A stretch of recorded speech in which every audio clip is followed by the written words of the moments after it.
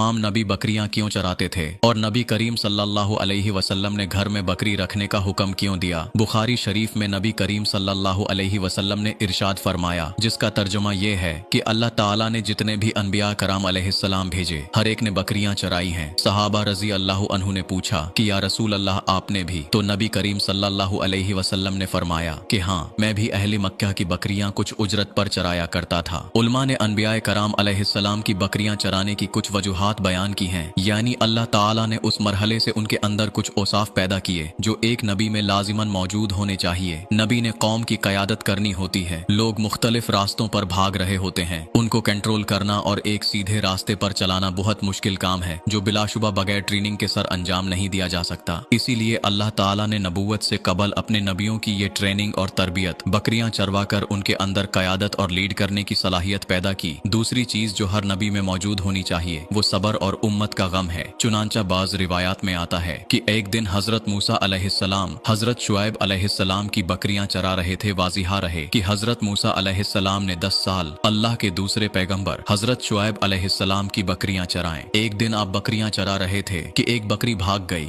हजरत मूसा अलैहिस्सलाम उसको पकड़ने के लिए उसके पीछे भागे, मगर बकरी भागते हुए गायब हो गई। यहाँ तक कि हजरत मूसा अलैहिस्सलाम के पांव पर भागने की वजह से और उस बकरी को ढूंढने की वजह से आबले पड़ गए। बिलाखिर उन्होंने उस बकरी को पकड़ा तो बजाय बकरी को मारने के आंखों में आंसू आ गए और उस बकरी के सर पर दस्ते शफकत फिरते हुए अल्लाह के पैगंबर हजरत मूसा अलैहिस्सलाम ने इरशाद फरमाया, अगर तुझे मुझ पर रहम नहीं आया तो अपने आप पर ही रहम खाती, अगर तुझे मेरे पांव पर रहम नहीं आया तो कम अज कम अपने आप पर ही रहम खाती। अल्लाह ताला ने हजरत जिब्राइल अलैहिस्सलाम को हुक्म दिया कि नबूवत के लिए मूसा ही मौजू है, क्योंकि उम्मत का गम खाने और उनकी तरफ से तकलीफ को बर्दाश्त करने के लिए जिस हौसले और दिल व जिगर की जरूरत है वो मूसा में मौजूद है। आज सोशल साइंस के उन्वान से यूनिवर्सिटीज में पढ़ाया जाता है और मगरिबी ममालिक यूरोप और अमेरिका के अक्सर लोग अपने बच्चों को पहले तरजीह के तौर पर सोशल साइंसेज ही पढ़ाते हैं ताकि हमारे बच्चे दुनिया की क़यादत कर सकें। और इसी सोशल साइंस को मद्देनजर रखते हुए अल्लाह ताला ने अनबिया कराम को बकरियां चराने का हुक्म दिया। इसी तरह हजरत याकूब अलैहिस्सलाम भी गलाबानी करते थे और उन्होंने अपनी औलाद यानी तमाम बेटों को भी गलाबानी पर लगाया। और हजरत यूसुफ अलैहिस्सलाम ने बचपन में अपने भाइयों के साथ गलाबानी की। जब भाइयों ने उनको कुनवे में डाला था उस वक्त भी वो बकरियां ही चरा रहे थे। इसी तरह तमाम अनबिया के बाद नबी करीम सल्लल्लाहु अलैहि वसल्लम तशरीफ लाए। आपने भी बकरियां चराने का और घर में बकरियां रखने का हुक्म दिया। एक हदीस में है